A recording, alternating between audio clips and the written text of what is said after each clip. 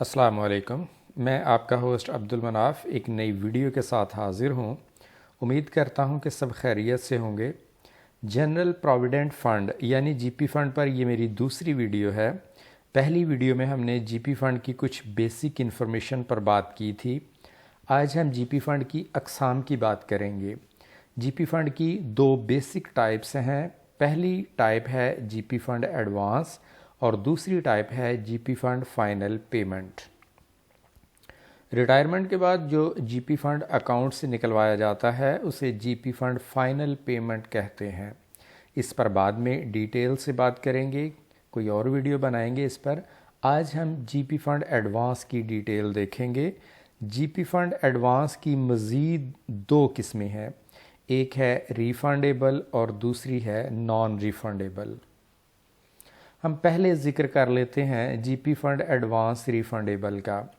کوئی بھی government employee 50 سال کی عمر تک ریفنڈیبل جی پی فنڈ حاصل کر سکتا ہے۔ جی پی فنڈ اکاؤنٹ میں موجود ساری رقم نہیں نکلوا سکتے، موجود رقم کا 80% حاصل کر سکتے ہیں۔ مثال کے طور پر ایک ملازم کے اکاؤنٹ میں 5 لاکھ موجود ہوں تو وہ اس کا 80% یعنی 4 لاکھ روپے حاصل کر سکتا ہے۔ چونکہ یہ لون ریفنڈیبل ہے لہٰذا اسے واپس اکاؤنٹ میں انسٹالمنٹس میں جمع کروانا ضروری ہے۔ قسطوں کی تعداد 12 سے 36 تک ہو سکتی ہے، یعنی 1 سال سے لے کر 3 سال تک اس کی واپسی کرنا ہوتی ہے۔ آپ جتنی مرضی قسطیں منتخب کر لیں، 12 کر لیں، 24 کر لیں یا 36 قسطیں آپ طے کر لیں جتنی آپ نے بنانی ہے۔ سابقہ مثال میں ملازم نے 4 لاکھ روپے بطور قرض جی پی فنڈ سے لیے تھے۔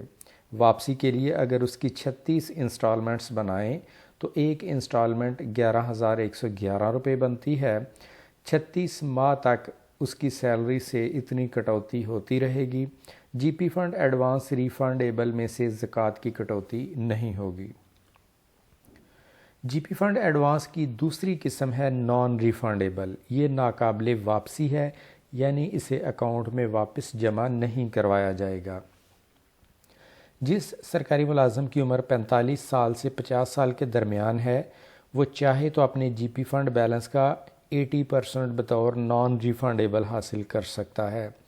اگر ملازم کی عمر 50 سال سے زائد ہو جائے تو اس کے پاس پھر تمام آپشنز موجود ہوں گی۔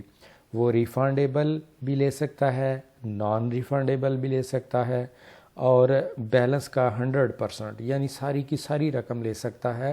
جی پی فنڈ اکاؤنٹ میں جتنے پیسے ہیں سارے نکلوا سکتا ہے، یعنی 80% کی شرط ختم ہو چکی اس کے لیے۔ نان ریفنڈیبل پر زکوٰۃ کی ادائیگی کرنا ہوتی ہے، یہ ادائیگی 2.5% کے حساب سے ہوگی۔ اس کے علاوہ کچھ مزید ہدایات یہ ہیں کہ جی پی فنڈ نان ریفنڈیبل اور فائنل پیمنٹ ان پر 2.5% کے حساب سے زکوٰۃ کی ادائیگی کرنا ضروری ہوتی ہے۔ اگر کوئی شخص زکوٰۃ کی ادائیگی نہیں کرنا چاہتا تو وہ ایک بیان حلفی لگائے گا کہ میں زکوٰۃ کی ادائیگی خود کر لوں گا، اس اکاؤنٹ سے یا جی پی فنڈ سے زکوٰۃ کی ادائیگی نہیں کرنا چاہتا تو پھر اس کی زکوٰۃ کی کٹوتی نہیں ہوگی۔ اور زکوٰۃ کی کٹوتی چونکہ رمضان میں ہوتی ہے اس لیے یہ بیان حلفی رمضان سے پہلے جمع کروانا ہوتا ہے۔ اگر کسی نے رمضان کے بعد جمع کروایا تو پھر اس کا کوئی فائدہ نہیں۔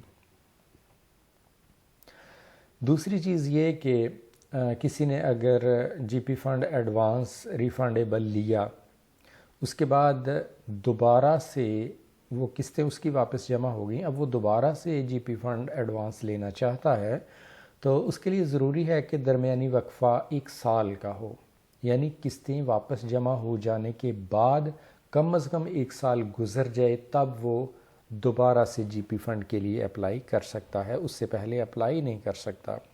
اور آخری انسٹرکشن یہ ہے کہ جتنی جلدی ممکن ہو سکے واپس جمع کروا دینا چاہیے، کم سے کم انسٹالمنٹس کریں تاکہ آپ کا جو ریفنڈیبل تھا وہ جلدی واپس اکاؤنٹ میں جمع ہو جائے۔